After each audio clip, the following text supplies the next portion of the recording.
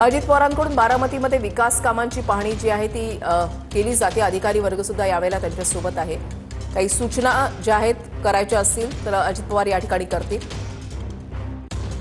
सर्वसामान्य लोकांसोबत सुद्धा त्यांचा संवाद,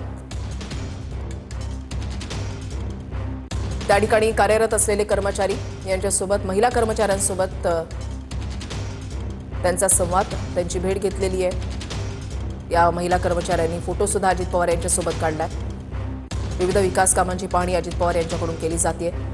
पहाटेच्या वेळेलाच अजित पवार यांच्याकडून विकास कामांची पाहणी जी आहे ती केली जाते। हा आतापर्यंतचा अनुभव राहिलेला आहे, आतापर्यंतचं चित्र हे पाहायला मिळालेलं आहे। अजित पवार यांची कामाची पद्धत ही फार वेगळी आहे आणि यासाठीच ते ओळखले जातात। योगेश बोरसे आमचे प्रतिनिधी अधिक माहिती देतील। योगेश, पुन्हा एकदा अजित पवारांकडून विकास कामांची पाहणी सकाळी सकाळी सुरू झालेली आहे।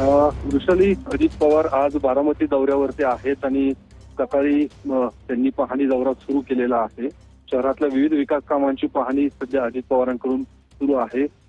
बस स्टँडची पाहणी त्यांनी काही वेळापूर्वी केलेली आहे आणि आता बारामतीमध्ये सुरू असलेल्या स्विमिंग टँकची पाहणी अजित पवारांकडून करण्यात आलेली आहे। आणि आज दिवसभर अजित पवार आज बारामतीत असणार आहे आणि त्यानंतर 10 वाजता विद्या प्रतिष्ठानचा जो कार्यक्रम आहे, त्या कार्यक्रमाच्या निमित्ताने संपूर्ण पवार कुटुंबीय हे एकाच मंचावरती येणार आहे। त्या कार्यक्रमाला आज अजित पवार बारामतीत आहे आणि आपण पाहू शकतो आज अजित पवारांसोबत त्यांच्या पक्षातील कार्यकर्ते, पदाधिकारी सुद्धा या ठिकाणी उपस्थित आहेत। याच कार्यक्रमाच्या निमित्ताने उद्योगपती गौतम अदानी सुद्धा आज बारामतीमध्ये येणार आहे आणि संपूर्ण पवार कुटुंब या कार्यक्रमाच्या निमित्ताने एकत्र येत स्नेहभोजनाचा देखील कार्यक्रम आज बारामतीत पार पडणार आहे। आणि त्यामुळे ज्या पद्धतीने दोन्ही राष्ट्रवादी एकत्रित निवडणूक लढवण्यासंदर्भात गेल्या काही दिवसांपासून चर्चा सुरू आहे, त्यावर देखील आज बारामतीत बैठक होण्याची शक्यता आहे। संपूर्ण पवार कुटुंब एकत्र येऊन बरोबर, नक्कीच। धन्यवाद योगेश दिलेल्या सविस्तर माहितीसाठी।